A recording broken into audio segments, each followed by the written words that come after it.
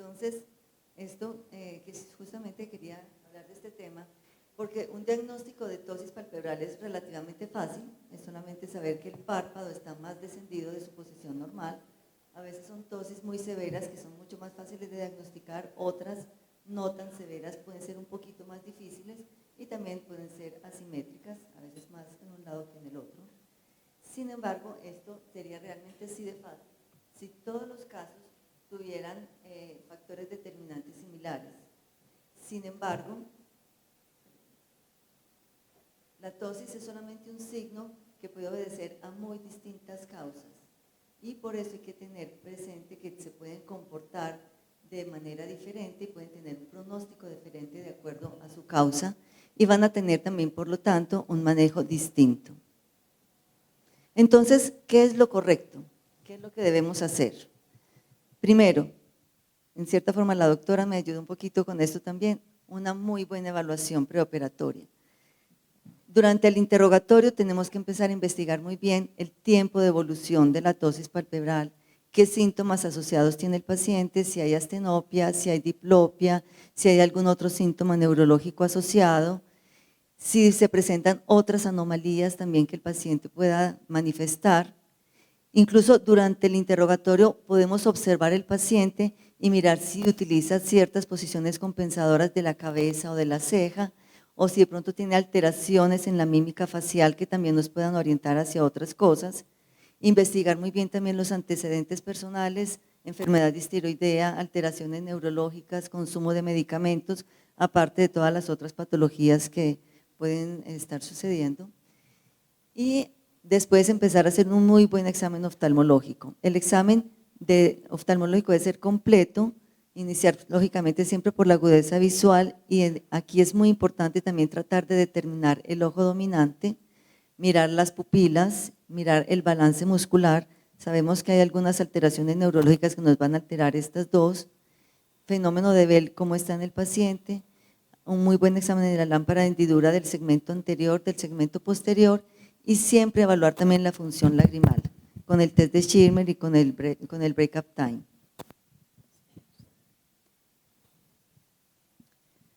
Entonces, después empezamos a hacer las medidas de los párpados. Entonces, siempre, aquí ya, estas son unas medidas un poquito más simples, no tan complejas como nos las planteó la doctora, pero sin embargo, siempre tomar con la reglita las medidas de la apertura palpebral, la distancia margen-reflejo, mirar en la medida en la mirada hacia abajo, la apertura palpebral, miren que en este caso baja un poquito más el párpado derecho que el párpado izquierdo. Después mirar la función del elevador, qué tanto se desplaza desde la mirada abajo hacia la mirada arriba. Por ahí derecho también podemos mirar, en la mirada abajo podemos mirar la altura del pliegue palpebral y si son simétricos o no. Y es muy importante también mirar cómo está la función del músculo orbicular, porque también esto nos va a hablar de si el paciente puede quedar con lagoftalmos o no. Si es un paciente con un músculo orbicular débil, puede tener también un problema, una distonía muscular o algún problema de estos que nos va a generar un lagoftalmos en un posoperatorio de tosis palpebral porque no tiene el orbicular que le compense un poquito el cierre palpebral. Entonces, también ahí evaluamos de una vez el fenómeno de Bell. Entonces, aquí vemos a esta paciente, ¿cierto? Si la miramos, se le ve una tosis del párpado superior derecho. En la mirada abajo, ese párpado desciende más que el párpado superior izquierdo, inclusive el pliegue palpebral se ve un poco más alto.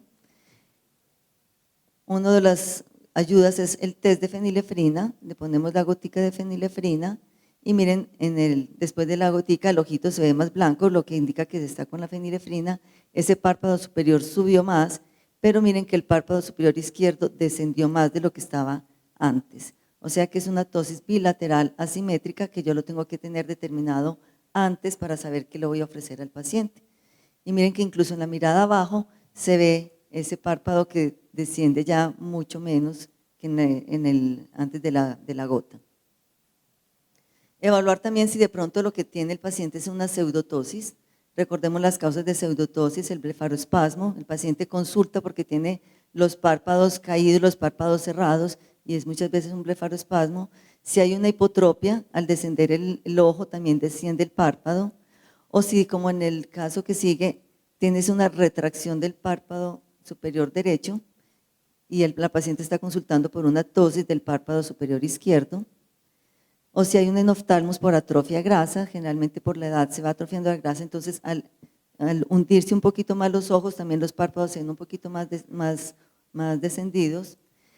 Descartar que el paciente no tenga un síndrome de párpado flácido, que muchas veces también se asocia a ptosis palpebral, pero que el manejo va a ser mucho más difícil, los resultados no van a ser tan agradables.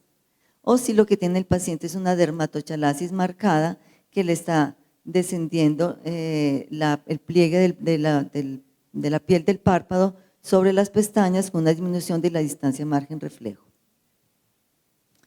Entonces, por ejemplo, miremos este caso. Esta es una paciente que, en efecto, si ustedes la miran, tiene una ptosis leve del párpado superior izquierdo. Pero, ¿será que es eso? Al levantar la ceja, miren que mejora bastante la posición del párpado, ¿sí? O sea, hay una asimetría también de la ceja. Entonces, que no se nos olvide mirar también la ceja. Pero, no sé, no sube completamente ese párpado, le hago el test de fenilefrina y se ve la pupila dilatada, y miren que también compensa con el test de fenilefrina, ¿sí? Quiere decir que esta paciente tiene tanto una pseudotosis por la tosis de ceja y una tosis palpebral leve combinadas. Entonces tengo que manejar las dos cosas y hacerle entender a la paciente cuál es su problema para saber cómo se va a manejar, para tratar de buscar un poco más de simetría. Ya después de toda esta evaluación, tengo que definir qué manejo le tengo que hacer al paciente. Entonces, si definitivamente durante la evaluación encuentro que hay una alteración de la motilidad ocular, de las pupilas, o es una ptosis palpebral de muy reciente aparición que varía durante el día, o que tiene algunos síntomas neurológicos asociados, pues lógicamente este paciente lo tengo que evaluar, lo tengo que hacer evaluar por neurología o neurooftalmología, y posiblemente el manejo de su problema neurológico va a ser suficiente para corregir la ptosis. O si es un estrabismo, porque de pronto encuentro una alteración de los músculos como una hipotropia, o tiene un síndrome de Duane, pues posiblemente el paciente va a ser manejado inicialmente por estrabismo y puede que no requiera cirugía de ptosis, o si la va a requerir la hacemos después de la corrección del estrabismo. Hay muchos de estos pacientes con tosis palpebral que es preferible observarlos. Por ejemplo, pacientes con tosis muy recientes es mejor estarlos observando, tomarles medidas periódicas para ver el comportamiento, qué es lo que está pasando. Cuando de pronto también el paciente tiene otras alteraciones oculares como alergia, ojo seco, es mejor tratar inicialmente esto porque muchas veces esto es lo que está generando también una cierta pseudotosis y con solo mejorar los síntomas irritativos puede mejorar la posición. O niños pequeños que no tienen riesgo de ambliopía los puedo estar observando a ver cómo se va comportando la tosis con el tiempo. Si es una pseudotosis, pues lógicamente el manejo es el de la causa que está generando la aparente tosis. Y cuando ya definitivamente digo, bueno, ya esta es una tosis establecida, ya voy a hacer un manejo quirúrgico, tengo que hacerle cirugía, ya tengo que entonces que clasificarla para saber qué procedimiento le voy a hacer. Entonces, la clasificamos en general como tosis leve, moderada o severa. La tosis leve generalmente la definimos como aquella tosis máximo de 3 milímetros con muy buena función del elevador y generalmente con un test de fenilefrina pues, positivo. Estos son los casos que podemos tratar con una conjuntivomilectomía y funciona bastante bien. Las tosis moderadas, en las que ya es un poquito mayor la tosis, puede que la función del elevador no sea tan buena, sino que sea moderada, o que definitivamente encontramos que hay una buena función, pero relacionada con una desinserción de la aponeurosis. Es preferible en estos casos trabajar sobre la aponeurosis y hacer un avanzamiento o una reinserción de la aponeurosis. Los casos que nos parecen más complejos son los de tosis severas con muy mala función del elevador por mal desarrollo de la aponeurosis, y generalmente debemos hacer una suspensión al frontal con distintas técnicas, cada cual tiene su propia técnica, lo que quiere decir que no hay una técnica excelente. En general consideramos que la técnica más fácil de mejor manejo es la conjuntivomilectomía, es la que más fácil manejamos, más sencilla, de menor tiempo, entonces ojalá todos los pudiéramos hacer así. Pero entonces tenemos que tener presente varias cosas. Esta técnica fue descrita inicialmente por Fasanel Servat en 1961 y era una resección tanto de tarso como de conjuntiva de Müller, se vertía el párpado y se plegaba, y se hacía la resección completa de las tres estructuras, pero poco a poco se fue considerando que es mejor no trabajar mucho sobre el tarso para preservar un poquito como el contorno palpebral, y Puterman y Ruiz lo fueron cambiando hacia la conjuntiva y Müller solamente, que es la conjuntivo-müllerectomía. El músculo de Müller fue descrito inicialmente por Müller en 1952 y se encontró que era un músculo liso que estaba detrás de la aponeurosis y que ejercía una cierta elevación, que estaba inervado por el simpático. Por esto es que es sensible también a la fenilefrina, porque tiene unos receptores predominantemente alfa. Este músculo es el que está justamente detrás de la aponeurosis, sale donde ella empieza a nivel de unos 15 milímetros por encima del tarso y se inserta en la parte superior del tarso. El test de fenilefrina, entonces, es el que nos habla qué tanto está funcionando este músculo o no, y está descrito inicialmente por Glatt, muy bien, en 1990, en el que inicialmente yo debo medir la distancia margen reflejo 1, después aplico un anestésico tópico y una gotica de fenilefrina al 2,5 o al 10%, y por ahí a los 3 o 5 minutos vuelvo a medir la distancia margen reflejo y ver qué es lo que pasa en ese párpado. Recordemos que es un agonista alfa 1, entonces puede tener efectos adversos, hipertensión severa, edema pulmonar, arritmia cardíaca, infarto de miocardio y hemorragia subaracnoidea. ¿Quiénes han pensado antes de aplicar una gotica de estas en estos efectos adversos? Yo no, confieso. Casi nunca lo pensamos. Y pensar que está definitivamente contraindicada en pacientes con aneurisma cerebral, con hipotensión ortostática idiopática, y que lo debe usar con precaución en diabéticos insulinodependientes, niños de bajo peso o que tienen riesgo de glaucoma de ángulo cerrado, pacientes con riesgo de glaucoma de ángulo cerrado. También aquí se aplica la ley de Hering en la ptosis palpebral. Recuerden que aquí la ley de Hering habla de la inervación igual en músculos extraoculares dependientes.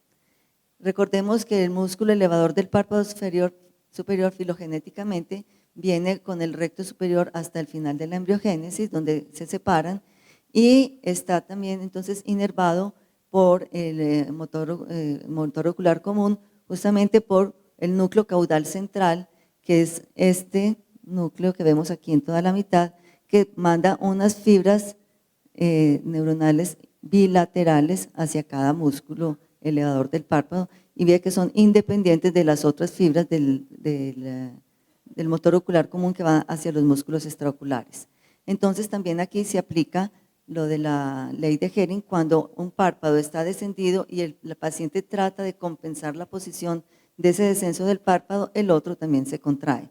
Por eso es que vemos estas ptosis bilaterales asimétricas que a veces parece que fueran inadvertidas. Este estudio del doctor Nemeth en el 2015 trató de mostrar también esta ley de Hering y vio que se expresa más en las cirugías sobre el elevador del párpado superior que sobre las conjuntivomülerectomías. Y también aquí se vio la importancia del ojo dominante, porque cuando la ptosis es en el ojo no dominante, no hay necesidad propiamente de hacer esa contracción compensatoria, entonces muchas veces no se manifiesta. Entonces, ¿cómo actúa la conjuntivomülerectomía? Esto ha sido muy controvertido, hay varios estudios, aquí yo les traigo algunos, en los que se han hecho estudio histopatológico del tejido resecado y prácticamente no hay casi músculo ahí. Entonces, parece ser solamente el proceso cicatricial lo que produce ahí. Hay que tener en cuenta que se pueden presentar varias complicaciones, pero quiero hacer énfasis en estas dos, en el entropion y en el symblepharon. ¿Por qué?